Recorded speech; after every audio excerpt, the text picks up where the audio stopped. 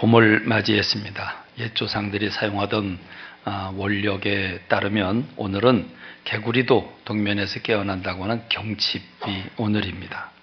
이미 2월 4일에 봄에 접어드는 입춘이 지나갔고, 지난 2월 18일은 대동강물도 녹는다고 하는 우수가 지나갔습니다. 그리고 15일 뒤에는 3월 20일에는 춘분인데, 이 춘분은 봄 한복판에 들어간 겁니다. 그래서 이 춘분을 기점으로 본격적인 농사가 시작되는 철이 됩니다. 그렇습니다. 생명이 약동하는 봄이 찾아왔습니다. 긴 겨울이 지나가고 새 봄이 왔는데, 우리의 가슴이 꿈틀거리는 이 봄에 오늘 저는 우리 모두가 간절히 사모하는 게 있습니다. 하나님의 영광이 우리의 삶 가운데 임재하기를 간절히 소원합니다. 하나님의 임재가 여러분의 부엌에서, 주방에서, 또 여러분의 거실에서, 여러분의 침실에서, 여러분의 일터에서, 우리 교회 모임들 가운데, 우리 예배 가운데 임재하기를 간절히 소원합니다. 하나님의 영이, 하나님의 영광이 우리 가운데 임하게 되면 우리 영적 생명이 기뻐 뛰게 될 것입니다. 우리 영의 눈이 열리게 되고 기뻐하며 감사하게 될 것입니다. 하나님의 일하심과 역사하심을 우리의 삶의 현장 속에서 맛보게 되는 줄로 믿습니다. 이런 하나님의 영광이, 하나님의 임재가 오늘 저와 여러분의 삶의 현장에 넘치게 되기를, 우리 모두가 놀라게 되는 역사가 일어나기를 간절히 소원합니다. 저는 지난주 여러분과 함께 이스라엘 민족을 하나님께서 이집트에서 해방시켜 주신 이유는 하나님께서 그들과 함께 거하기 위해서, 그들을 만나 주시기 위해서였다고 말씀드렸습니다. 그래서 하나님은 하나님을 만나는 길을 열어주셨는데, 성막이라고 하는 특별한 집을 짓게 하셔서 속죄의 길을 통해서 하나님을 만나는 길을 열어주셨습니다. 그래서 하나님을 만나는 집, 성막을 건축하게 하셨고, 그 성막이 건축된 다음에 주님이 임재하시게 되는데, 성막이 맞춰지고 그리고 모든 기구를 배치를 하고 나자 주님이 곧장 임재하신 것이 아니라, 하나님이 먼저 모든 기구가 완성되었고 제자리에 배치되었지만 그럼에도 불구하고 세 가지를 요구하셨습니다. 하나님은 모든 성막에 있는 기구들을 기름으로 바르게 하셔서 구별시켜 놓으셨습니다. 제사장들에게 물로 씻어서 거룩하게 하셨습니다.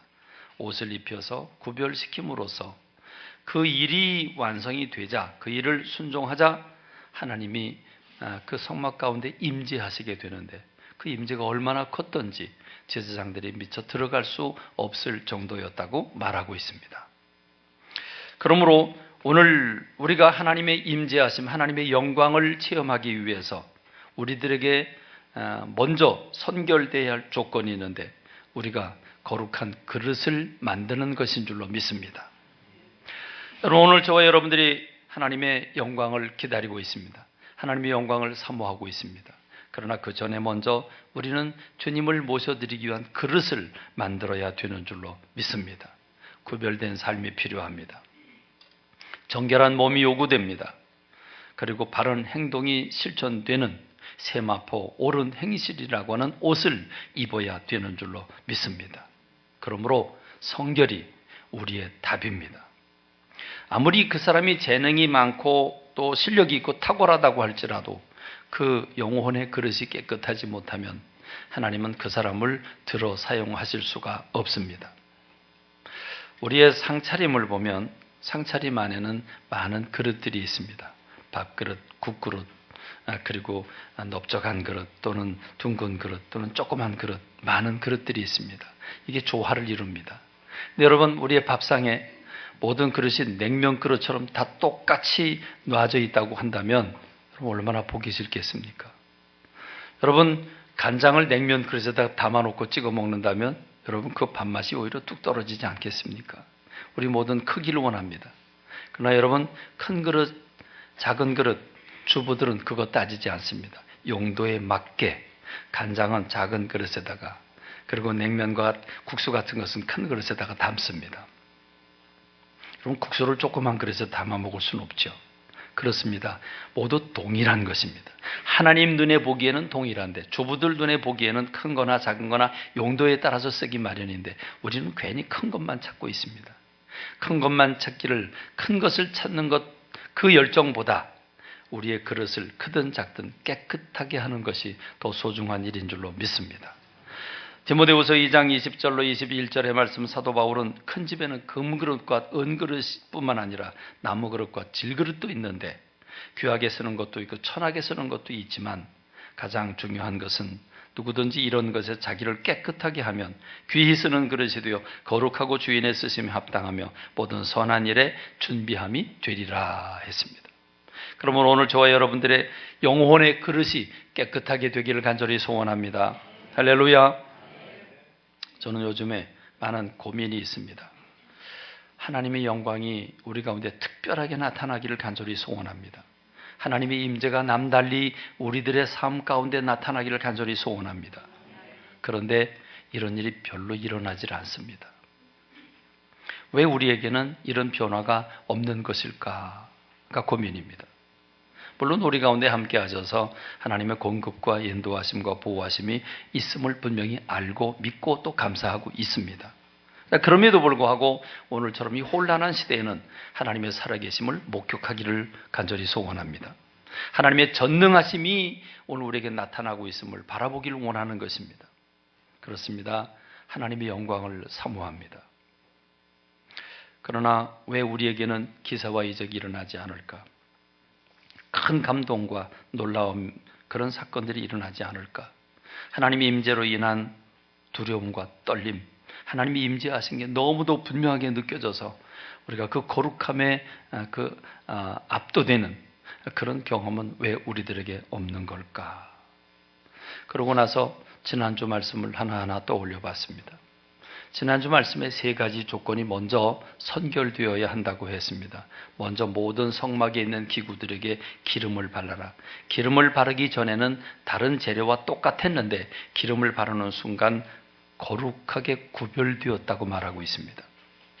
그리고 제사장들의 몸을 씻겼습니다.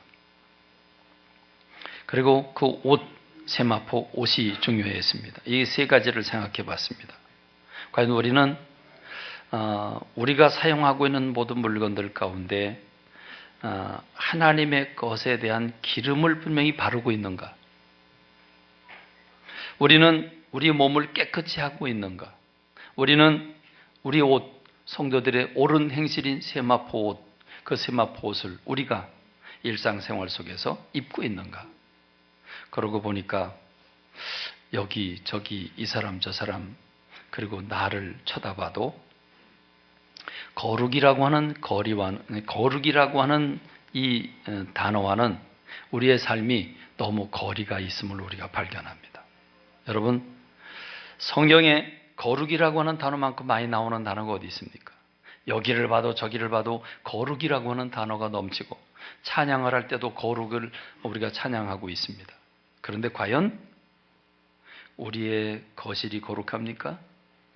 우리의 침실이 거룩합니까? 오늘 우리의 삶이, 우리의 나의 몸이 깨끗하고 거룩합니까?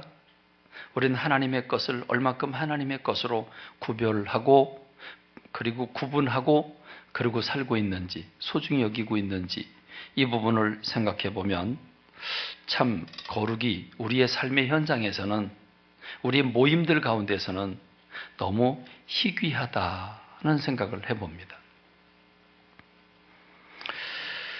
여러분이 사용하고 있는 물건들, 가지고 있는 것들을 구별한 것이 무엇입니까? 기름 바르기 전에는 모두가 똑같았는데 기름을 바르고 나니까 특별해졌습니다. 거룩해졌습니다. 구별이 된 것입니다. 그렇습니다. 여러분은 여러분의 시간들, 하나님 주신 시간들 가운데 특별히 구별해야 할 시간들은 없습니까? 하나님께서 여러분들에게 주신 물질들 가운데 특별히 거룩히 구별해야 할 것은 없습니까? 따로 떼어놓아야 할 것은 없습니까? 우리의 몸을 하나님이 원하시는 대로 깨끗한 몸을 만들어야 되는데 과연 우리 그렇게 만들고 있는가? 우리의 날과 시간들, 우리의 물질들, 우리의 몸들 하나하나 생각해 보면 오늘 우리가 너무 거룩이라고 하는 단어와는 동떨어진 삶을 살고 있다고 느껴집니다. 저희 아버님 얘기를 하겠습니다. 저희 아버님은 양복점을 운영했습니다. 말이 양복점이지 양복은 못 만드시고 그냥 서민들이 옷이 떨어지고 크고 작고 그럼 줄여주고 뭐 이런 일들을 주로 하셨습니다. 그리고 손님이 올 때마다 아버님은 작은 수첩을 꺼내서 거기다가 무엇을 원하는지 일일이 다 이름을 적고 다 무엇을 해야 되는지를 거기다 적으셨습니다. 그리고 그 사람에게 받아야 할 돈, 받은 돈이 얼마인지를 꼬박꼬박 기록하셨습니다. 그리고 저녁이 되면 아버님은 수첩을 꺼내놓고 하루 종일 일한 것에 대한 수입을 다 정리를 하고, 그리고 옛날 집에는 옛날 방은 좁고 길었죠. 그리고 가운데 이렇게 기둥이 있고, 그리고 기둥 위에는 지붕을 떠받치고 있는 대들보가 지나가고 있습니다. 그리고 그 기둥 꼭대기에다가 선반을 만들어 놓고 거기다 11조 통을 올려놓고 저녁이면 그 통을 꺼내서 그날 수입이 된 것을 꼬박꼬박 그 11조 통에 집어넣고, 그리고 주일이 되면 꺼내서 제단에 갖다 바치는 그런 삶을 사시는 모습을 제가 보았습니다. 그리고 그 11조 통이 우리 가족을 다 살리기도 했습니다. 어느 날 옛날에는 아랫목이 있죠. 불을 떼니까 아랫목이 있어서 아랫목에 식지 말라고 이불을 깔아놓고 네 자녀가 거기에 발을 디밀고 그러고 있었습니다. 그날따라 다 있었습니다. 근데 갑자기 집에 지진이 일어났습니다. 집이 막 흔들리고 막 우지끈 꽝 하는데 지붕이 물러앉은 겁니다. 지붕이 물러앉으면서 대들보가 빠지면서 물러앉으면서 집안이 흔들렸는데 그게 11조 통에 와서 딱 멈췄습니다. 그래서 저희 가족이, 저희 자녀들이 모두 살게 됐습니다. 저는 하나님의 특별하신 경험을 그렇게 어린 시절 아버님의 11조의 생활과 그 11조 통 때문에 우리 가족이 살아난 경험을 해본 적이 있습니다. 저희 아버님은 철저하게 주일이면 가게 문을 닫았습니다. 가게 문을 닫는다고 하는 것, 때로는 교복을 만들 때면 막 바빠서 주일을 도저히 닫을 수 없는데 아버님은 철저하셨습니다. 옛날에 가게 문을 닫는다고 하는 것은 이렇게 문짝을 하나 또 둘 셋 넷 밀어서 하기 때문에 가게 문을 다 닫으면 담을 쌓아놓은 것처럼 그렇게 보였습니다. 어느 날 집회를 하고 외지에서 온 권사님, 은사받은 권사님이 옛날에는 은사 집회를 많이 했는데 한 분 한 분 기도를 해주는데 저희 아버님 차례가 되었습니다. 제가 그 옆에 있었는데 하나님께서 그분을 통해서 이렇게 말씀을 하셨습니다. 네가 매 주일마다 꼬박꼬박 성실하게 문을 닫고 예배 드리는 걸 내가 안다. 내가 보고 알고 있다고 하는 그런 음성을 제가 들은 적이 있습니다. 비록 저희 아버님은 대단한 사람이 아니었습니다.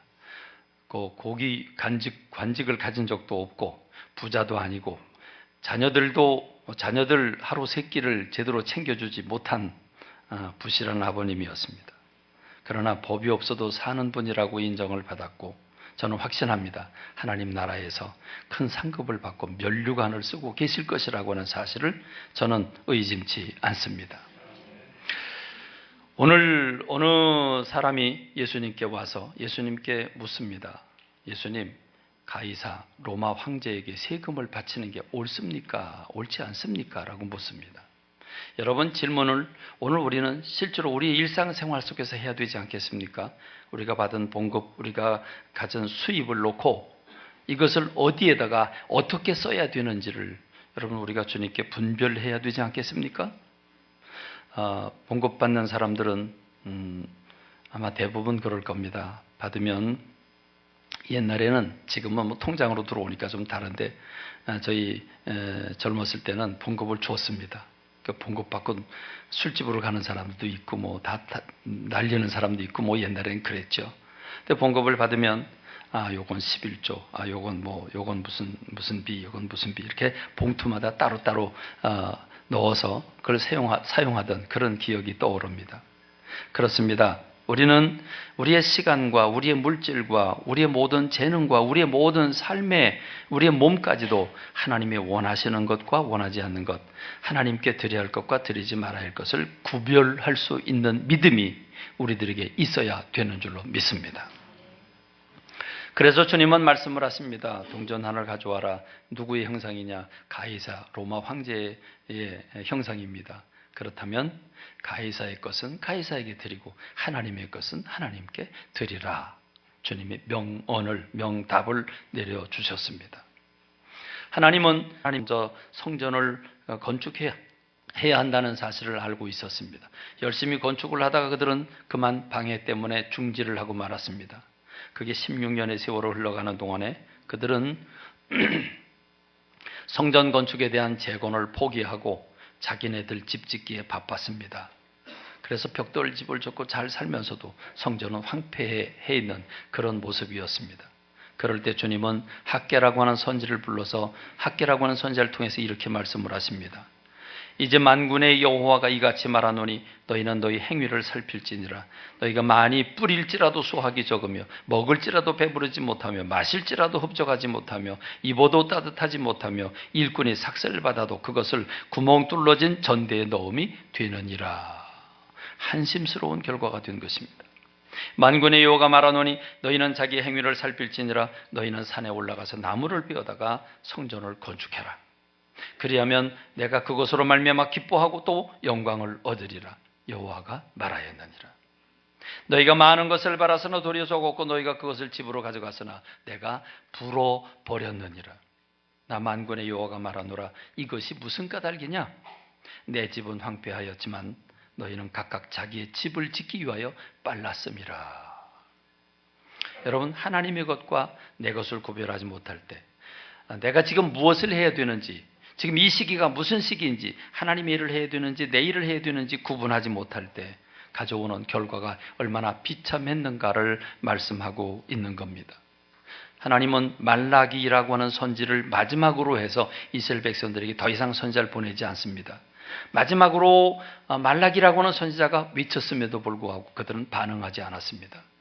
그러자 이스라엘 백성들은 예수 그리스도께서 오실 때까지 400~500년의 세월을 흑암기라고 부르는, 신구약 중간사라고 부르는 어마어마한 고난과 핍박의 시기가 그들에게 찾아오게 됩니다.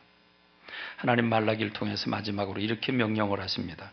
사람이 어찌 하나님의 것을 도둑질하겠느냐? 그러나 너희는 나의 것을 도둑질하고도 말하기를 우리가 어떻게 주의 것을 도둑질하였나이까 하는도다.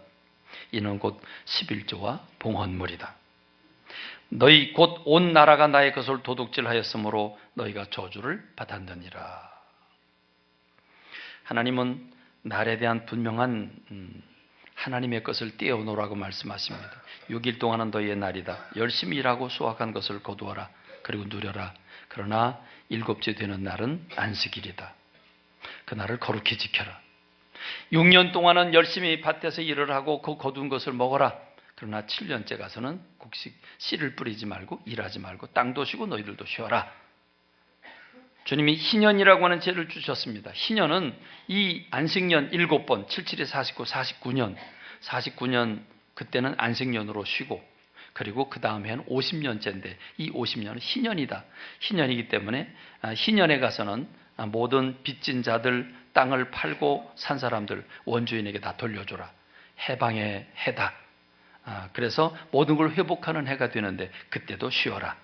이렇게 말씀을 하십니다. 여러분, 그런데 안식년에는 어떻게 쉬어야 되냐 하면 레위기 25장 4절과 5절에 보니까 7째 해에는 나 주가 쉼으로 땅도 반드시 쉬게 하여야 한다. 그 해에는 밭에 씨를 뿌려도 안 되고 포도원을 가꾸어도 안 된다.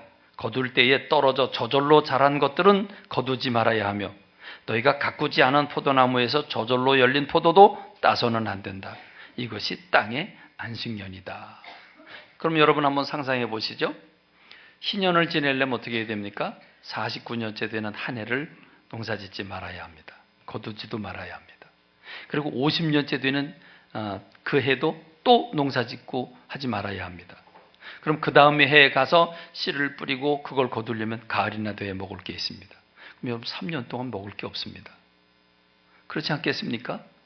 그러니까 안식년을 지킨다고 하는 것은 대단히 어려운 일이죠. 이거 어떻게 안식년을 지킬 수 있겠습니까? 그런데 여러분, 하나님은 이 안식년을 지키라고 말씀하시면서 이렇게 말씀을 하십니다. 레위기 25장 20절로 22절에 보니까 7째 해는 씨를 뿌려도 안 되고 소출을 거두어도 안 된다면 소출을 거두어 드려도 안 된다면 그 해에 우리는 무엇을 먹을까 하고 너희는 물을 것이다. 그러나 6째 해에 내가 그들에게 복을 베풀어 새해 동안 먹을 소출이 그 한 해에 나게 하겠다. 할렐루야. 하나님 실력도 좋으세요. 똑같은 땅인데 똑같이 정성들이 농사를 졌는데 근데 6년째 해 가서는 세갑절로 주시겠답니다. 이해가 되십니까? 우리가 농사를 짓지 않으면 그 해는 그럼 뭘 먹고 살으란 말인가? 2년, 3년의 세월을 어떻게 하란 말인가? 하나님도 생각이 있으셨습니다. 우리의 삶의 형편을 알고 계셨습니다. 이것이 주일의 문을 닫아도 된다는 이유가 되는 겁니다. 그렇습니다. 우리 너무 피곤하게 삽니다. 돈도 많이 못 벌면서 괜히 몸은 몸대로 피곤하고 우리 몸은 만신창이가 되고 그리고 피곤하고 스트레스 받고 병을 얻고 이렇게 됩니다. 그렇습니다. 우리가 날과 시간을 주님이 원하는 것을 따로 떼어서 구별하여 드릴 때에 하나님께 영광이 되고 우리에게 복이 되는 줄로 믿습니다. 여러분의 몸과 여러분의 시간과 여러분의 물질과 여러분의 재능과 여러분의 삶의 모든 여건에서 하나님 것과 여러분의 것 어떻게 구분하고 계십니까? 이 구분이 애매모호한 건 아닙니까?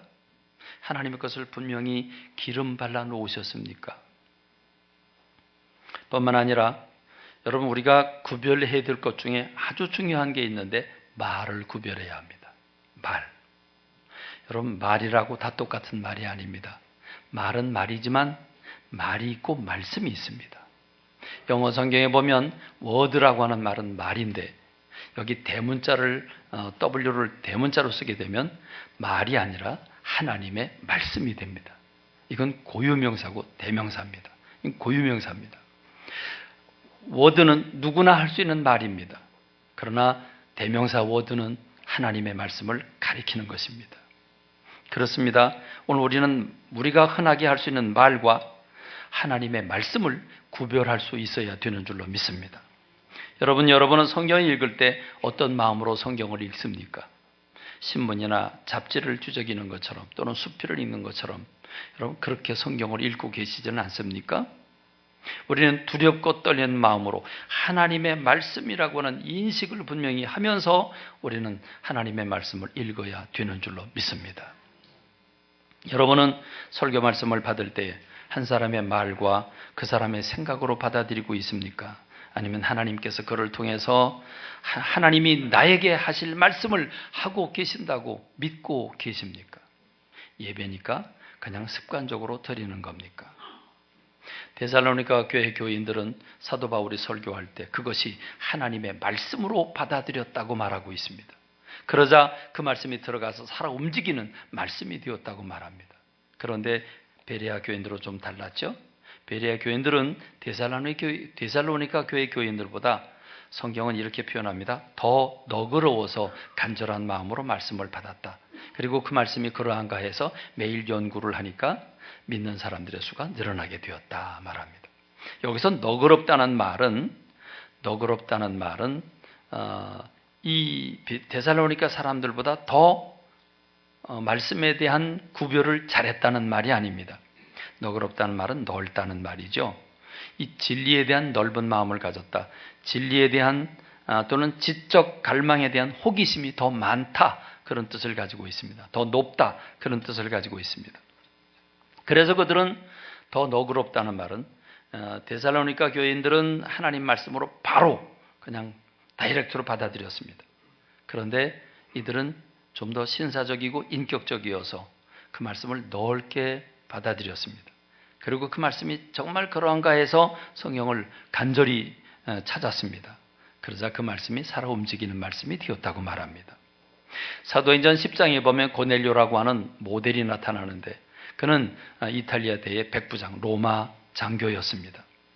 서슬퍼런 그 로마 장교가 그가 늘 하나님 앞에 기도하는 가운데 응답을 받고 베드로를 강사로 초청을 하게 되는데 일가 친척을 모아놓고 기다리다가 베드로가 문을 열고 들어오자 그 앞에 엎드리게 됩니다. 그리고 그는 이렇게 얘기를 합니다.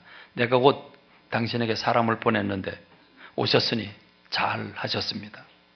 이제 우리는 주님께서 당신에게 명하신 모든 것을 듣고자 하여 다 하나님 앞에 있나이다. 여러분 놀랍지 않습니까? 로마 백부장, 로마 장교가 지금 베드로라고 하는 별 볼품없는 어부 출신인 그에게 엎드리면서 우린 모두 다 하나님 앞에 엎드려 있다고 고백하는 이 모습. 그래서 하나님은 그 오순절 다락방에 임했던 똑같은 성령을 그 고넬료의 가정에 부어주신 줄로 믿습니다. 그렇습니다. 대신방을 하다 보면 가정마다 말씀을 증거하게 되는데 저는 하나님이 이 가정에 무슨 말씀을 증거해야 됩니까? 라고 주님 앞에 간절히 묻고 그러면서 감동이 되는 말씀을 전합니다.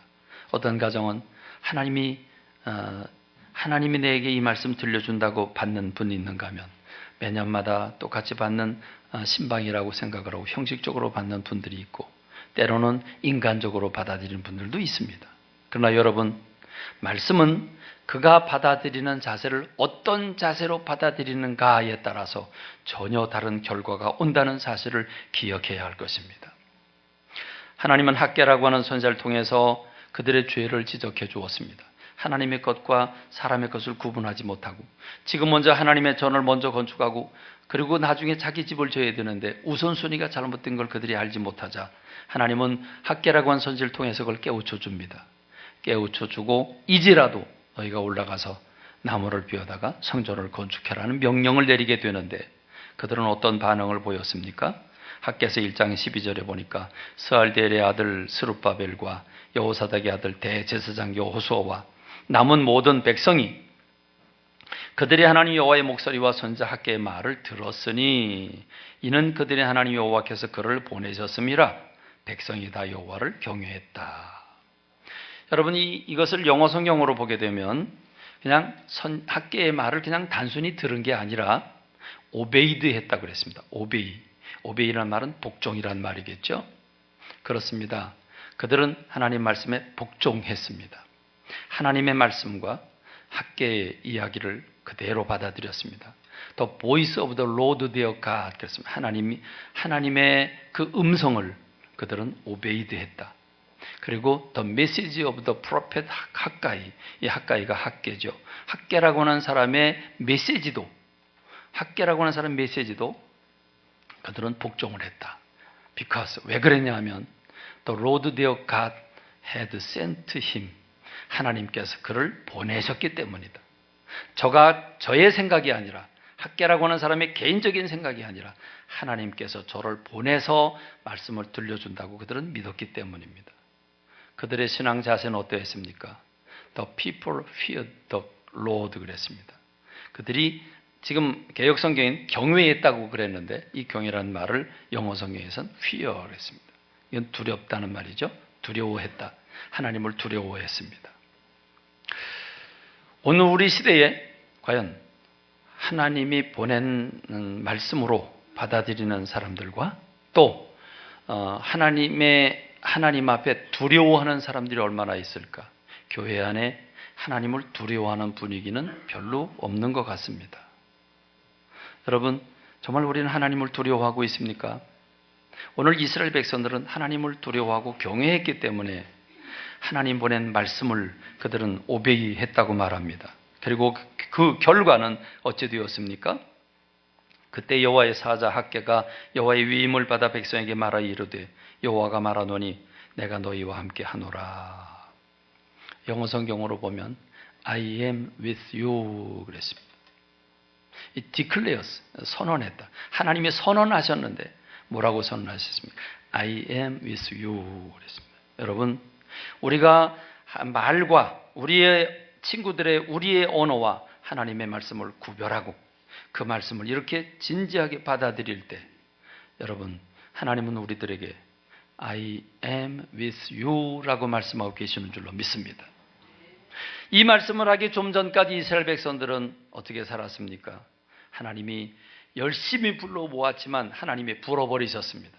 그런데 이제 내가 너희와 함께 하겠다고 말씀하십니다. 여러분, 우리가 정말 듣고 싶은 단어 아닙니까? I am with you. 내가 너와 함께 하겠다. 할렐루야. 하나님 여러분과 함께 하시는 역사이길 간절히 소원합니다. 여러분의 가정에 함께 하시길 소원합니다. 여러분의 일터에 함께 하시길 소원합니다. 그렇습니다. 우리가 하는 모든 일 가운데 주님이 함께 하시면 그게 복인 줄로 믿습니다. 뿐만 아니라 우리는 우리의 몸을 어떻게 거룩하게 또 깨끗이 씻었습니까? 자, 제사장들의 몸을 물로 씻었다고 했습니다. 우리도 구약시대에 살았으면 좋겠습니다. 매일 샤워하면 좋으니까. 그렇죠? 매일 샤워하면 되지 않습니까? 여러분, 오늘 신약시대를 사는 우리들에게 몸이 깨끗하다고 하는 말은 무슨 뜻입니까? 무엇이 우리 몸을 더럽게 하거나 욕되게 할 수 있습니까? 여러분, 우리 몸을 욕되게 한다, 우리 몸을 더럽게 한다. 그렇습니다. 단순히 무슨 검댕이 묻었으면 샤워하면 됩니다. 비누로 닦으면 됩니다. 그런데 여러분, 우리 몸이 신약시대를 살고 우리들에게 하신 말씀, 고린도전서 3장 16절로 17절에서 너희는 너희가 하나님의 성전인 것과 하나님의 성령이 너희 안에 계시는 것을 알지 못하느냐. 누구든지 하나님의 성전을 더럽히면 하나님이 그 사람을 멸하시리라. 하나님의 성전이 거룩하니 너희도 그러하니라. 우리가 성령 하나님의 영을 모셔드렸으면 내 몸은 거룩한 집이 되는 겁니다. 그렇기 때문에 성전, 내가 하지 못할 말을 하고 하지 못할 행동을 하고 하나님이 싫어하는 행동을 하게 되면 내 성전을 더럽히는 것이 되고 말 것입니다. 그 중에 하나가, 우리 몸을 더럽히는 것 중에 하나가 고린도서 6장 15절로 17절, 너희 몸이 그리스도의 지체인 줄을 알지 못하느냐. 내가 그리스도의 지체를 가지고 창녀의 지체를 만들겠느냐. 결코 그럴 수 없느니라. 창녀와 합하는 자는 그와 한 몸인 줄 알지 못하느냐. 일러스되 둘이 한 육체가 된다 하셨으니 주와 합하는 자는 한 영이니라. 그렇습니다. 음행을 피하라. 사람이 범하는 죄마다 몸 밖에 있거니와 음행하는 자는 자기 몸의 죄를 범하느니라 했습니다. 오늘 우리가 사는 시대는 노아의 시대와 같고 소돔과 고모라의 시대와 같습니다. 이젠 동성애가 있고, 이제는 성적인 것을 쾌락의 도구로 삼고 있는 시대라. 거의 벗고 다니는 걸 좋아하고 또 그걸 즐기는 시대이기 때문에 이제 우리는 순결을 말할 수 있는 시대가 아닙니다. 그 몸을 쾌락의 도구로 삼고 있기 때문에 이제는 그렇게 하면서도 그 몸이 더러워지는 줄도 모르고 있는 것이 우리가 사는 세상의 모습입니다. 여러분, 그렇지 않습니까? 우리가 우리 몸을 지키기가 너무 힘든 세상을 살고 있지 않습니까? 주님이 우리 몸이 깨끗하지 못할 때 더러워지는 것이라고 말하고 그것은 멸함의 도구라고 말씀하고 있는데 우리는 그것을 우리 일상생활 속에서 그만큼 긴장하면서 받아들이는 분들, 두려워하면서 받아들이는 분들을 많이 보지 못한다는 것입니다. 그러니 여러분, 우리가 먹는 것과 입는 것, 우리의 돈과 시간과 재능과 몸과 이런 모든 것들이 쾌락의 도구로 쓰임을 받고 있으니 어찌 하나님의 영광이 우리 가운데 임할 수 있겠습니까?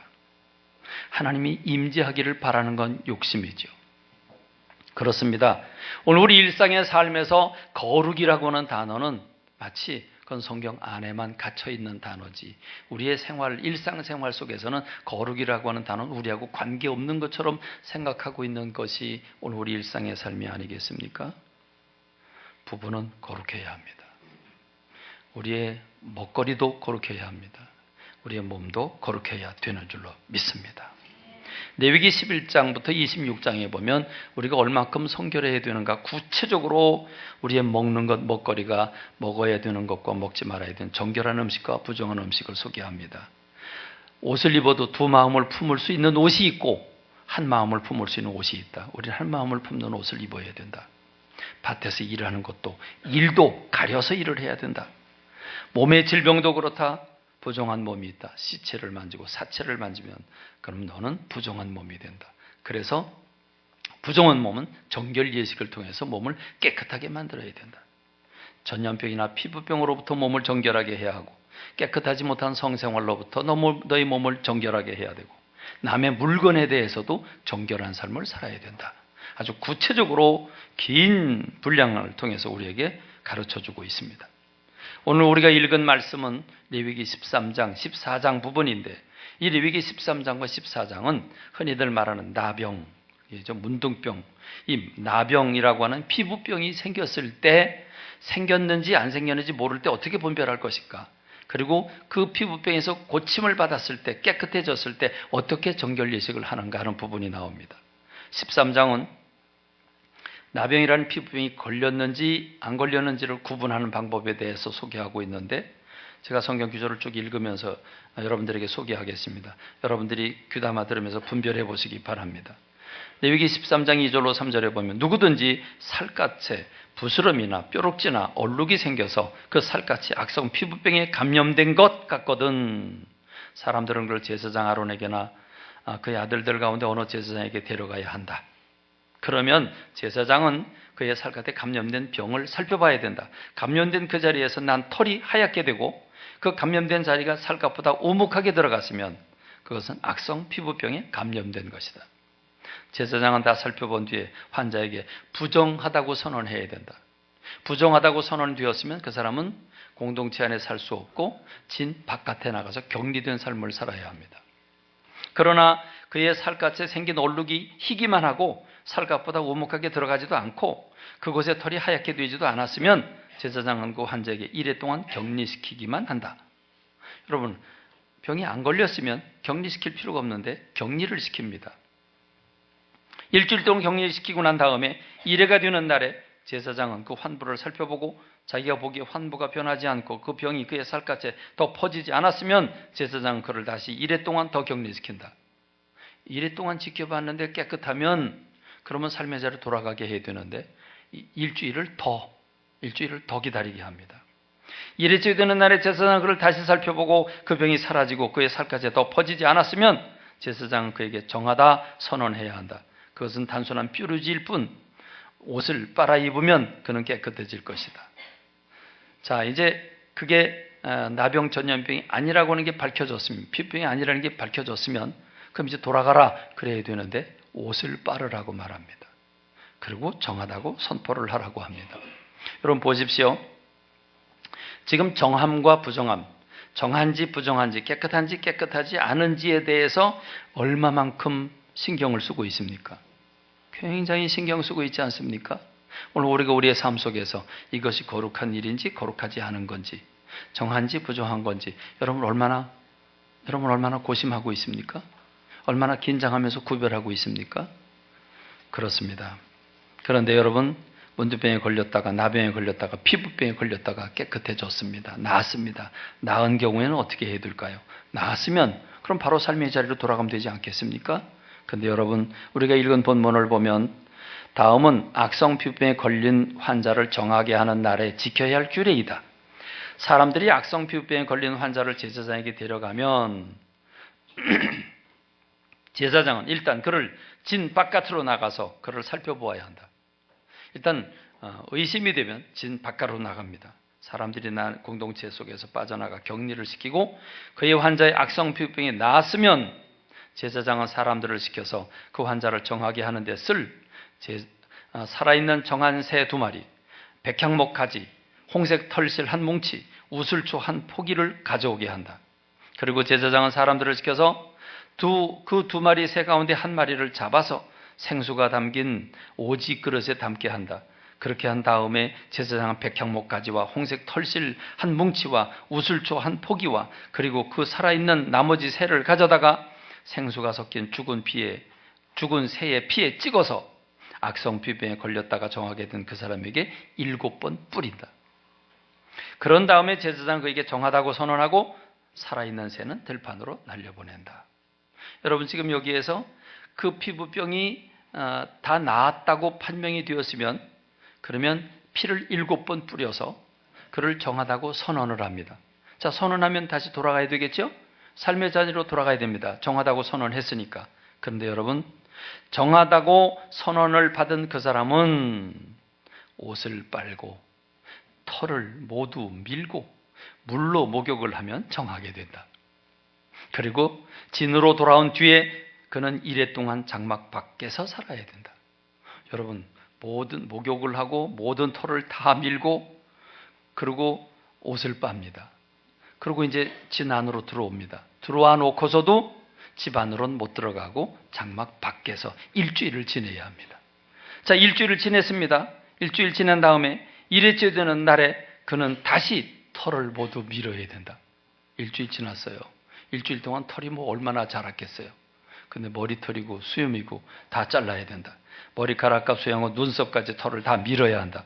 그런 다음에 옷을 빨고 물로 목욕하면 그는 정하게 된다.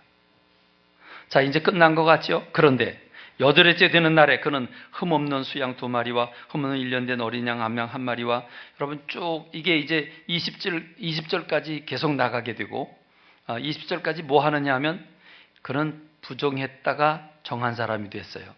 그래서 정하게 되는 속죄 제물을 드려야 됩니다. 그리고 속건 제물을 드려야 되고 번제 제물을 드려야 합니다. 그래서 양을 잡고 소를 잡고 어떻게 해야 되는지 기름을 어떻게 바르는지 그런 것에 대한 예법이 나온 게 쭉 나옵니다. 여러분 보십시오. 이미 치유된 피부병입니다. 나서 그럼 이제 돌아가 그럼 되지 않습니까? 그럼에도 불구하고 이미 낫다고 하는 판명이 났는데도 불구하고 조심 또 조심, 정결 또 정결. 마치 하나님은 정결에 결벽증이 걸린 분 같습니다. 그럼 얼마나 철저하게 머리털을 밀고 또 밀고 일주일 지나고 관찰하고 또 일주일 지나고 또 일주일 지나고 여러분 2중 3중의 그런 제도적인 장치를 만들어 놓는 모습을 우리가 봅니다. 그만큼 정결과 거룩을 요구하고 계신다는 말입니다.